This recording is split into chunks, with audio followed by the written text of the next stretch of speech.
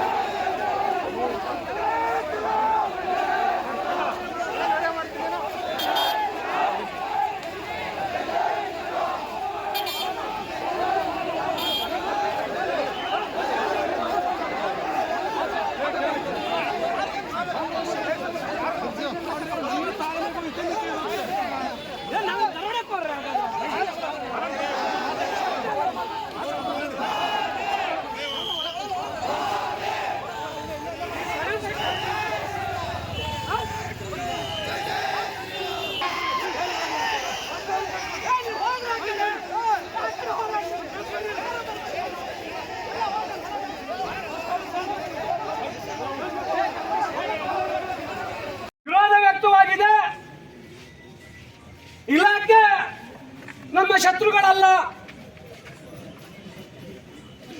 ಎಲ್ಲ ಸಮಾಜವನ್ನ ಒಗ್ಗೂಡಿಸಿಕೊಂಡು ಹೋಗಬೇಕು ಅನ್ನುವ ಕಾರಣಕ್ಕಾಗಿ ಅವರ ಮೇಲಿರುವ ಒತ್ತಡವನ್ನು ನಮಗೆ ಹೇಳ್ತಾ ಇದ್ದಾರೆ.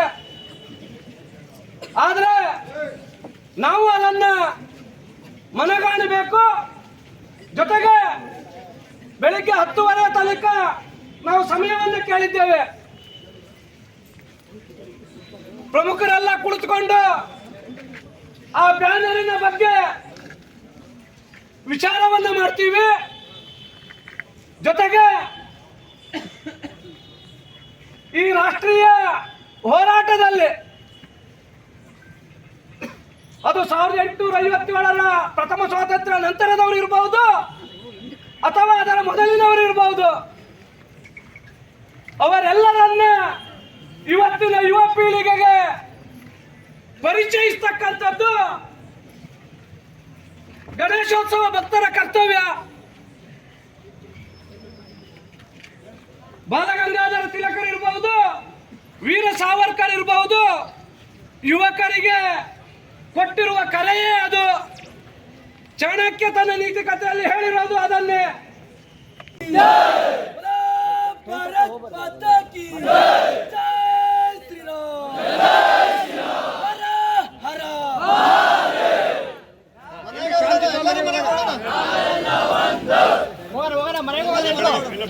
ಎಲ್ಲರೂ ಶಾಂತಿಯುತ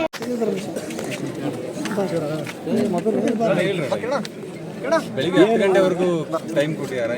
ಅಲ್ಲ, ಈಗ ಜನ ಸೇರಿದ್ದು ಏನಕ್ಕೆ, ಏನು ವಿಚಾರಕ್ಕೆ, ಏನು ಇಲ್ಲಿ ಪ್ರತಿ ವರ್ಷವೂ ಸಹ ಗಣೇಶೋತ್ಸವದ ಸಾರ್ವಜನಿಕ ಗಣೇಶೋತ್ಸವ ಸಮಿತಿಯ ಉದ್ಘಾಟಕರಾಗಿರ್ತಕ್ಕಂತಹ ಬಾಲಗಂಗಾಧರ ತಿಲಕರ್ ಇರಬಹುದು, ಅಶ್ಫಾಕುಲ್ಲಾ ಖಾನ್ ಇರಬಹುದು, ಜೊತೆಗೆ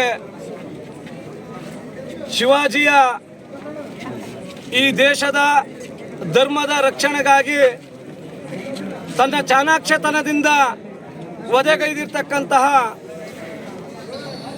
ಔರಂಗಜೇಬನ ದಂಡನಾಯಕನಾಗಿರ್ತಕ್ಕಂಥ ಅಫ್ಜಲ್ ಖಾನನ ವಧೆಯ ಸ್ವರೂಪದ ಬ್ಯಾನರ್ ಅನ್ನ ಇರಬಹುದು, ಜೊತೆಗೆ ವೀರ ಸಾವರ್ಕರ್ ಬ್ಯಾನರ್ ಇರಬಹುದು. ಇವುಗಳೆಲ್ಲವನ್ನ ಹಾಕ್ತಕ್ಕಂಥದ್ದು ಪದ್ಧತಿ. ಅದರಂತೆ ಇವತ್ತು 5 ಬ್ಯಾನರ್ಗಳಿಗೆ ಅವರು ಆರ್ಡರ್ ಮಾಡಿದ್ರು. ಅದರಲ್ಲಿ 3 ರೆಡಿ ಆಗಿದ್ದಾವೆ.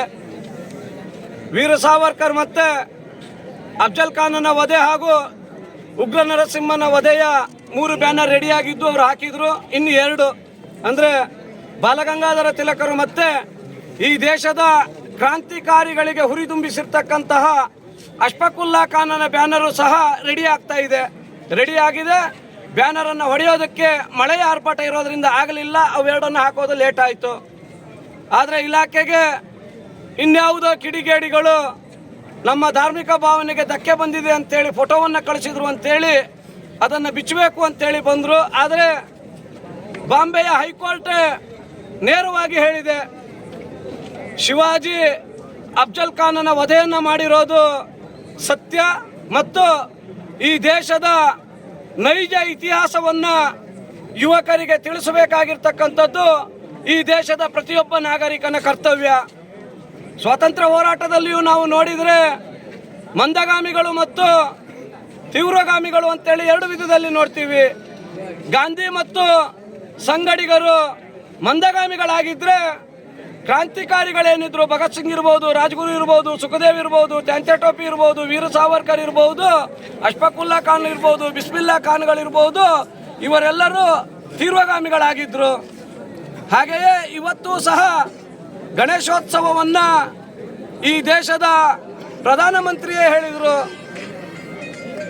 ಅಮೇರಿಕ ಈ ದೇಶದ ತೆರಿಗೆಯನ್ನು ಹೆಚ್ಚು ಮಾಡಿ 25% ಜಾಸ್ತಿ ಮಾಡಿರುವ ಕಾರಣ ಸ್ವದೇಶಿ ಗಣೇಶೋತ್ಸವವನ್ನು ಮಾಡ್ರಿ ಅಂತೇಳಿ. ಹಾಗಾಗಿ ಥರ ಇದ್ದಾಗ ಇಲ್ಲವಾದಲ್ಲಿ ಜಿಲ್ಲಾಡಳಿತದ ವಿರುದ್ಧವೇ ಇಡೀ ಹಿಂದೂ ಸಮಾಜ ತಿರುಗಿ ಬೀಳುತ್ತೆ, ಜನಾಂದೋಲನದ ರೂಪುರೇಷೆಯನ್ನು ಹಿಂದೂ ಜಾಗರಣ ವೇದಿಕೆ ಕಟ್ಟುತ್ತೆ ಅನ್ನುವ ಆಗ್ರಹವನ್ನ ಈ ಮೂಲಕ ನಾನು ಜಿಲ್ಲಾಡಳಿತಕ್ಕೆ ಹೇಳೋದಕ್ಕೆ. ಡಿಸೈಡ್ ಏನು ಮಾಡಿದ್ರು ಸರ್? 10:00ವರೆಗೆ ಟೈಮ್ ಕೊಟ್ಟಿದ್ದಾರಲ್ಲ, ಬೆಳಿಗ್ಗೆ 10:00ವರೆಗೆ ಹೇಳಿದ್ದಾರೆ.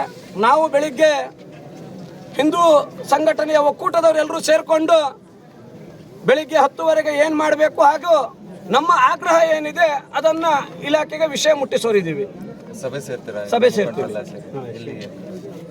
ಸಭೆಯನ್ನ ಸದ್ಯಕ್ಕೆ ನಾವು ಮುಖಂಡರುಗಳೆಲ್ಲರೂ ನಮ್ಮ ಕಾರ್ಯಾಲಯದಲ್ಲೇ ಸೇರ್ತೀವಿ.